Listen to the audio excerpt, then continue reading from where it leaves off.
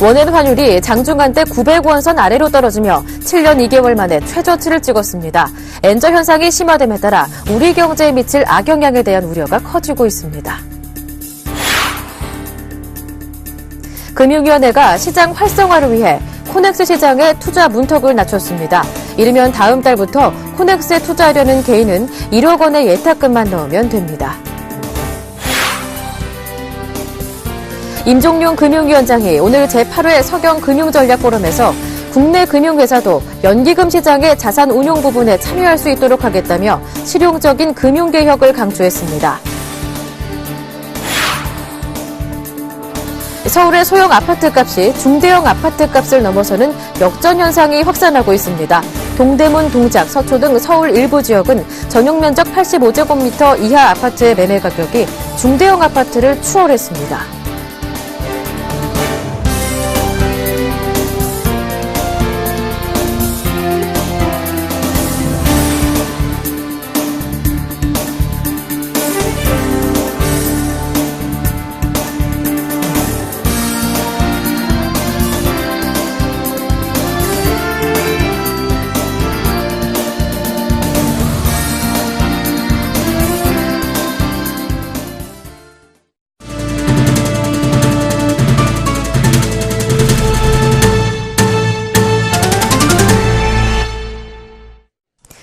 여러분 안녕하십니까? 4월 23일 목요일 센 경제 현장 오늘의 주요 뉴스입니다.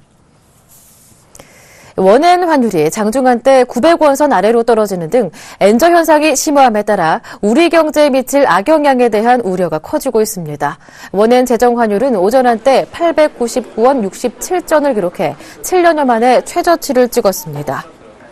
이처럼 원엔 환율이 떨어진 것은 외국인 자금이 한국에 유입되며 원화가 강세를 보이는 반면 엔화는 일본 통화 완화책의 영향으로 약세 국면을 이어가고 있기 때문입니다. 엔저가 한국 경제에 미칠 직접적인 영향은 수출입니다. 엔화 값이 떨어지면 일본 업체와 경합하는 국내 수출 기업은 가격 경쟁력 약화로 글로벌 시장에서 고전하게 됩니다. 수출이 감소하면 경제 성장률이 하락할 수밖에 없습니다.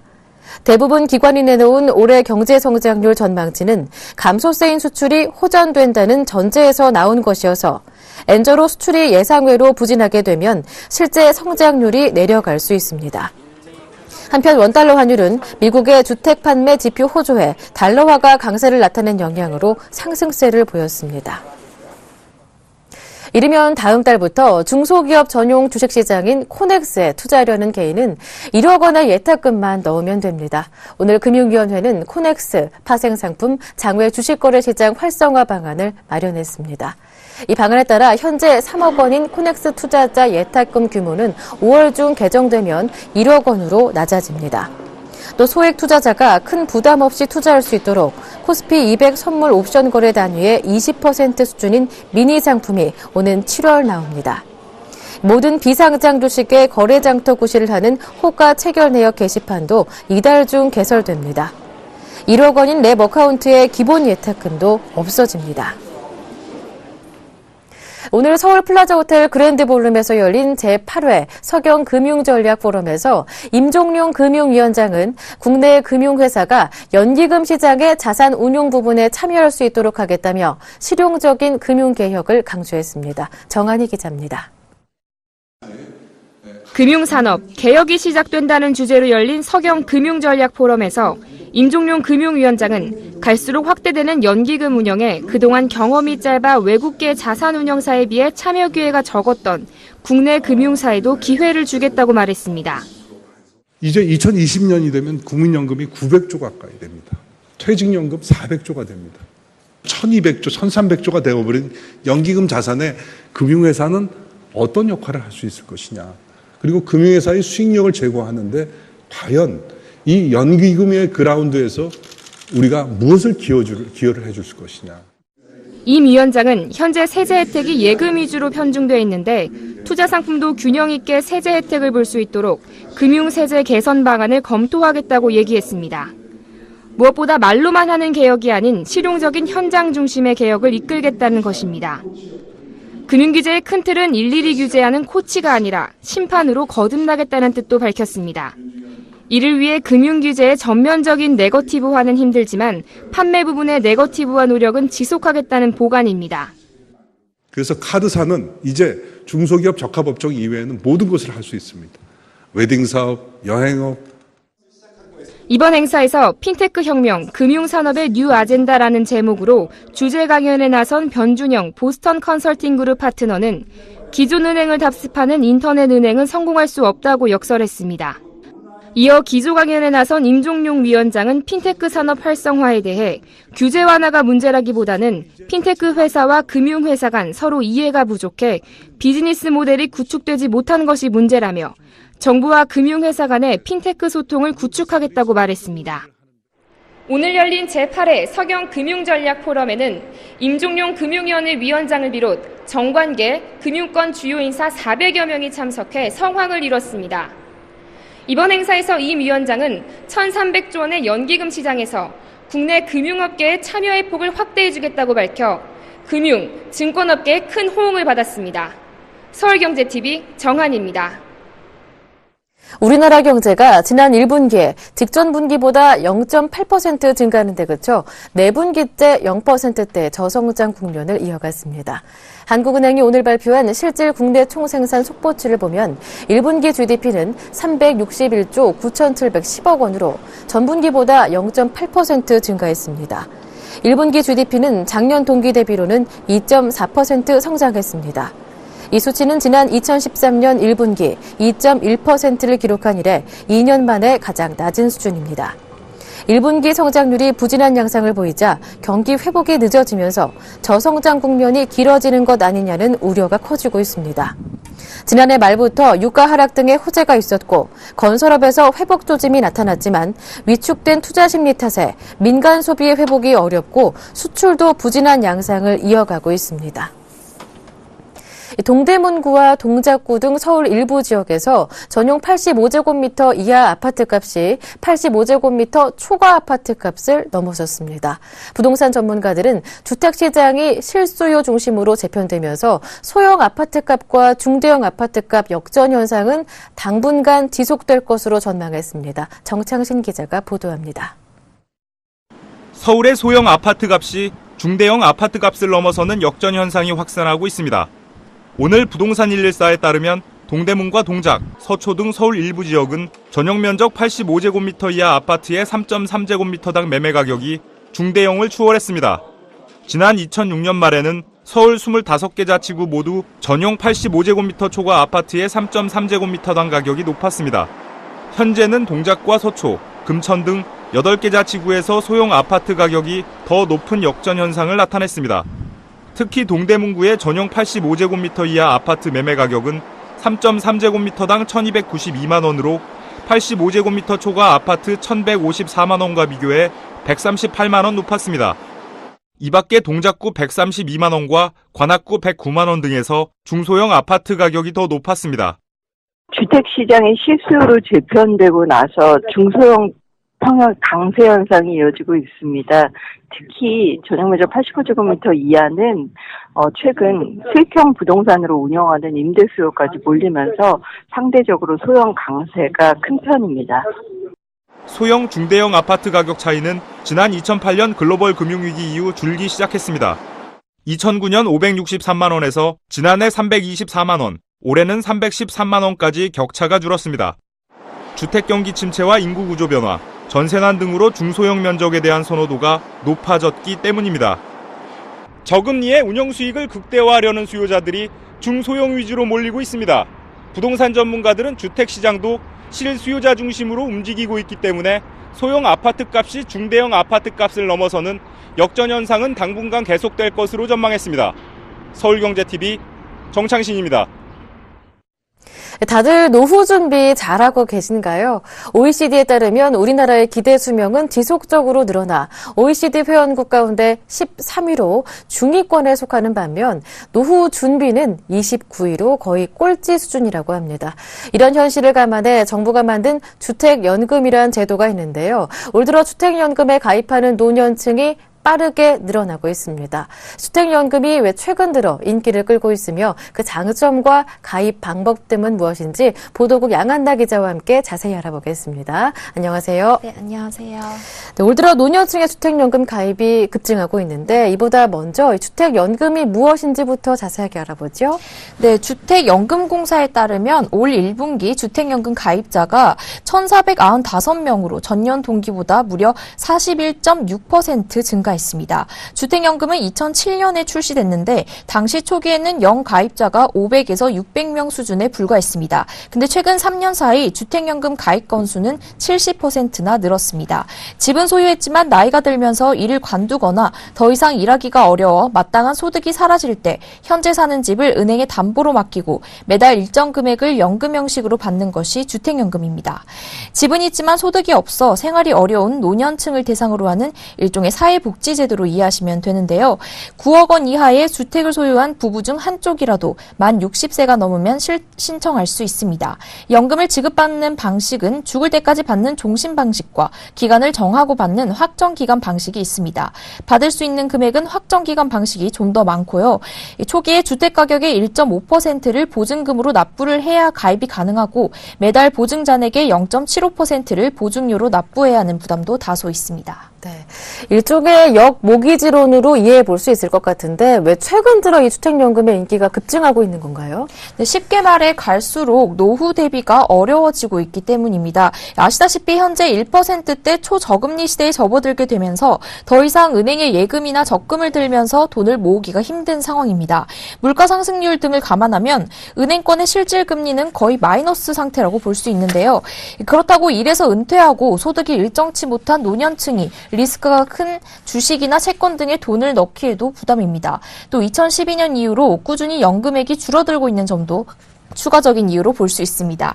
이에 자녀들에게 생활비 부담을 주지 않으면서 안정적인 노후를 보낼 방법으로 많은 노년층들이 주택연금을 찾고 있는 것입니다. 만약 3억 원짜리 주택을 가진 65세 노인이 주택연금에 가입할 경우 사망할 때까지 매달 81만 6천 원을 받을 수 있습니다. 집값보다 연금을 덜 쓰면 나머지는 자녀에게 상속되고 집값보다 많은 돈을 써도 따로 갚을 필요가 없기 때문에 오래 살수록 이익입니다. 네, 말씀해 주셨던 대로 저금리로 이자 소득은 낮아진 상황에서 투자 리스크를 껴안기에는 부담스러운 노년층에게는 충분히 인기를 끌만한데요.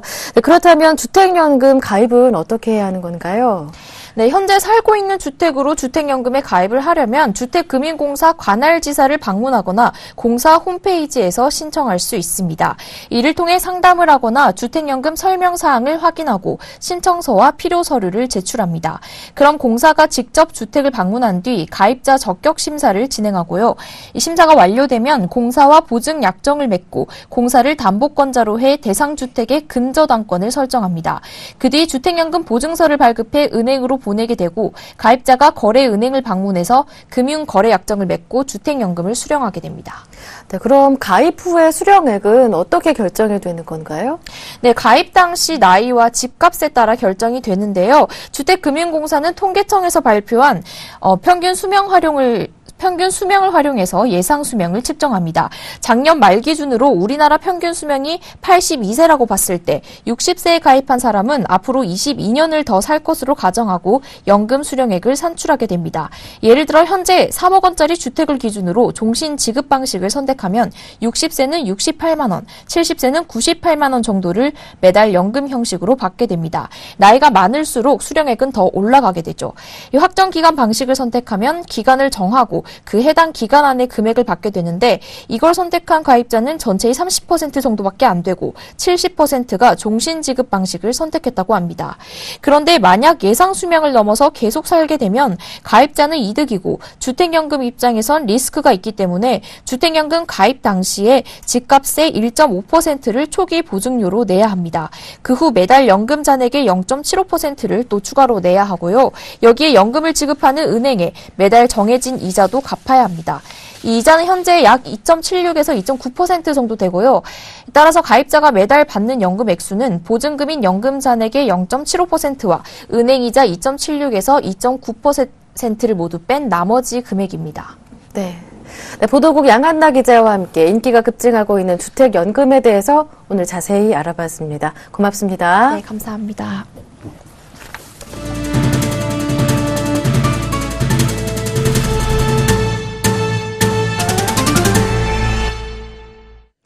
현대차가 시장 기대치를 밑도는 1분기 실적을 발표했습니다. 하지만 실적 부진의 주요 원인인 환율 개선과 신차 효과 등으로 2분기 실적은 1분기보다 나아질 것으로 보입니다. 현대차는 1분기 매출과 영업이익이 각각 20조 9,428억 원과 1조 5,880억 원을 기록했다고 밝혔습니다. 매출액은 지난해 1분기보다 3.3% 감소했고 영업이익은 18.1% 급감한 것입니다.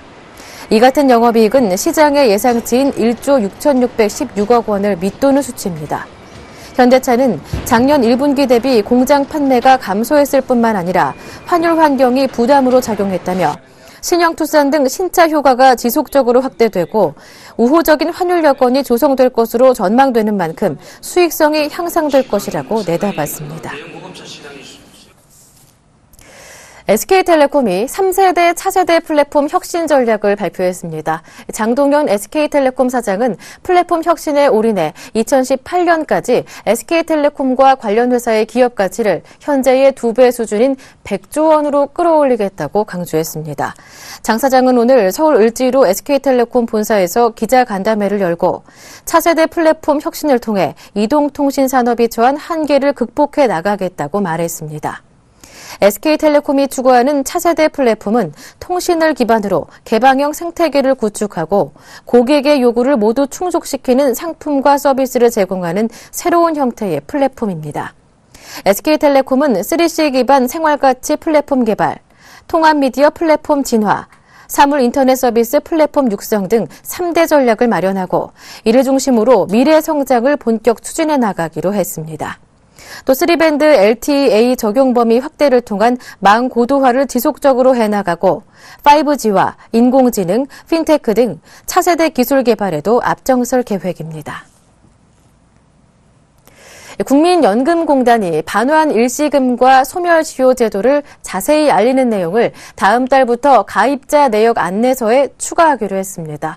국민연금은 일시금으로 돌려받는 가입자가 반환 요구 기간이 지나버리면 그간 낸 돈을 찾아가지 못하게 되는 불상사를 막기 위해서입니다.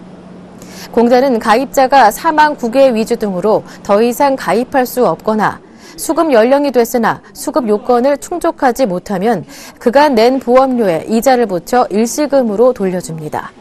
그러나 원칙적으로 지급 사유가 발생한 이후 5년 이내 청구하지 않으면 소멸시효가 완성된 것으로 봐 일시금을 돌려주지 않습니다. 최근 5년간 거주 불명, 국외 이주 등으로 연락이 끊기거나 일시금이 소액이어서 수령을 거부하는 등의 이유로 소멸시효 5년이 지난 사례가 2,370건이며 금액은 33억 원에 달합니다. 전국 아파트 매매 가격이 지난주 대비 0.16% 올라 전주에 비해 상승폭이 소폭 둔화됐습니다. 올 1분기 SK하이닉스가 지난해 같은 기간에 비해 50% 늘어난 1조 5,890억 원의 영업이익을 올렸습니다. 삼성전자가 지난 9일 말레이시아를 시작으로 SUHD-TV 런칭 행사를 열며 동남아 시장 공략에 본격 나섰습니다. 3월 말 현재 농협은행의 퇴직연금은 5조 6,125억 원으로 지난해 말보다 2,465억 원 늘어나 은행권 퇴직연금 사업자 중 순증금액과 성장률 부문에서 1위를 기록했습니다.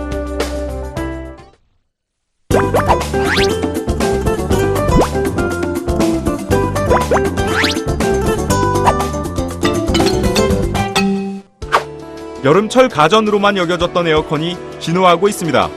시원한 바람을 공급하는 것에 머물지 않고 공기청정과 제습 등 다양한 기능을 갖추고 소비자들을 찾고 있습니다. 오늘 센즈라이프에서는 우리 집에 맞는 에어컨 고르는 법과 에어컨 관리 방법 등을 알아봅니다. 서울 강남의 한 가전 매장입니다. 보시는 바와 같이 다양한 종류의 에어컨들이 전시되어 있는데요. 과연 우리 집에는 어떤 종류의 에어컨이 맞는 것인지 전문가 모시고 알아보겠습니다. 네, 안녕하세요. 네, 먼저 에어컨 구입 시 가장 먼저 고려해야 될 점은 뭔가요? 네, 일단은 설치 장소에 따라서 이제 에어컨을 잘 선택을 하셔야 되는데, 일단 거실에다 설치를 하실 거면 스탠드형이 적합하고요. 방에다 설치하실 거면은 벽걸이형을 선택을 하시는데, 두 개 다 설치를 하셔야 될 경우에는 홈 멀티형을 선택하시는 게 좋습니다. 우리 집 크기에 맞는 에어컨 어떻게 골라야 하나요? 이제 거실에 이제 설치하시는 이제 스탠드 에어컨 같은 경우는 지금 살고 계시는 집의 실면적의 절반 정도 크기의 면적 제품을 이제 구매하시면 되고요. 근데 여기서 이제 고려하셔야 될 점은 이제 통유리가 있거나 아니면 옥상층에 가까워서 열이 많이 들어오는 집 같은 경우는 실면적의 절반보다는 더 큰 면적의 제품을 구매를 하시는 게 가장 좋고요. 그리고 이제 벽걸이 에어컨 같은 경우는 배관이 연장이 되는 부분이 있으면 거기에 따른 이제 냉기가 적게 나오는 경우가 있기 때문에 그것도 이제 고려하셔서 더 큰 면적의 제품을 구매하시는 게 가장 좋습니다. 요즘 다양한 기능을 가진 에어컨들이 출시되고 있는데요. 어떤 것들이 있나요? 요즘 에어컨들은 제습 기능이라든지 아니면 공기청정 기능이 있기 때문에 4계절 내내 사용이 가능하시고요. 그러니까 만약에 이제 지층에 사시는 분들은 이제 집이 많이 습하기 때문에 여름철에 이제 제습 기능을 많이 원하시는데, 요즘에 나오는 에어컨들은 제습 기능이 굉장히 강화되어 있기 때문에 날이 이제 많이 안 더운 날에는 제습기로만도 사용이 가능한 에어컨들이 많이 있습니다. 그리고 이제 아이들이 있는 집 같은 경우는 아이들이 이제 미세먼지나 황사에 많이 노출이 되면 안 좋기 때문에 공기청정 기능이 있는 에어컨을 사용하셔서 미세먼지나 황사를 좀 막아주시는 것도 좋습니다. 자, 끝으로 에어컨 청소는 어떻게 해야 하나요? 요즘에 나오는 에어컨들은 다 청소가 예전보다 많이 간편해져서 많이 어려움은 없으실 거고요. 그리고 외관 같은 경우는 그냥 이제 먼지 제거해 주시면 되지만, 필터 같은 경우는 다 이제 빼서 물 청소를 한 번씩 해 주시는 게 좋고요. 에어컨 필터는 에어컨 뒤에 보시면 이렇게 이제 큰 먼지 필터하고 이제 이런 이제 미세먼지 필터들이 있는데요. 이런 필터들은 그냥 물 세척을 해주시면 되는데, 이제 한 분기마다 이제 한 번 정도는 해주셔야 되고요. 원래는 한 달에 한 번 하시는 게 가장 좋고요. 이제 좀 더 이제 쾌적하게 이제 생활을 할 수 있게끔 하시는 게 가장 좋습니다. 안에 있는 열교환기 같은 경우는 원래는 이제 기사님을 불러서 청소를 해줘야 되는 부분인데, 그렇게 되면 이제 비용도 발생이 되고, 그리고 이제 번거로우시고 이제 약속 시간도 잡아서 하셔야 되기 때문에 자주자주 해주시기가 어려워요. 근데 이제 열교환기 같은 경우가 이제 청소를 안 해주시면 나중에 이제 곰팡이가 생기거나 아니면 세균이 번식해서 이제 악취가 나는 경우도 있기 때문에, 지금 나오는 제품들 중에 보시면 요 안에다가 이제 수돗물을 넣으면 그 수돗물을 전기분해해서 살균수로 바꿔서 자동으로 열교환기를 청소해주는 제품들도 있기 때문에 이런 제품들을 선택을 하시면 좀 더 이제 쾌적하게 에어컨을 사용하시는 데 도움이 됩니다. 쾌적한 공기를 위해서는 에어컨 관리도 중요합니다. 전문가들은 한 달에 한 번 필터 청소를 하고 사용하지 않을 때는 덮개로 덮어 먼지 유입을 막아야 한다고 조언하고 있습니다. 서울경제TV 정창신입니다.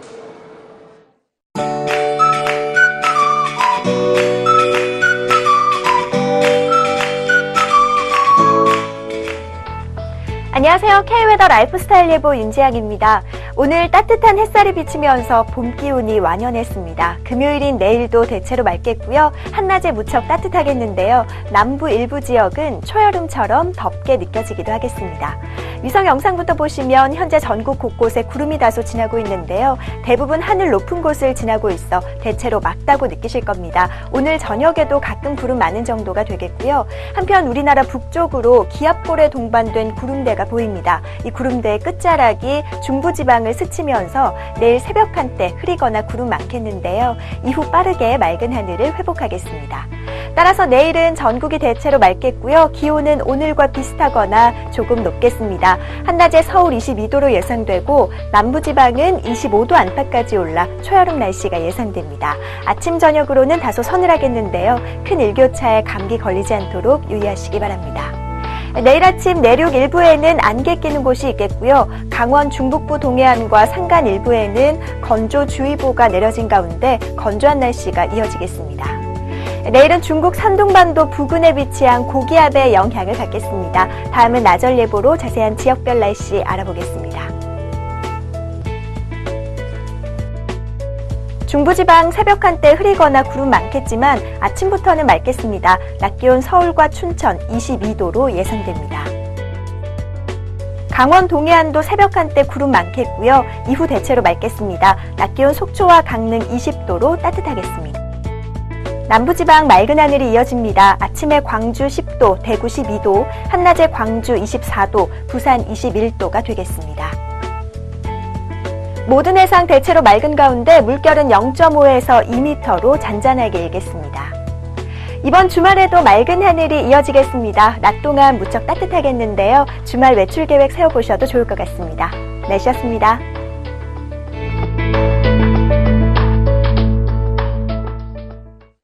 네, 오늘은 유네스코가 정한 세계 책의 날입니다. 독서는 마음의 양식이라는 말이 있지요. 오늘을 계기로 자신의 독서 습관 되돌아보시는 것도 좋겠습니다. 생경제현장 여기서 마무리하겠습니다. 편안한 저녁 되십시오. 고맙습니다.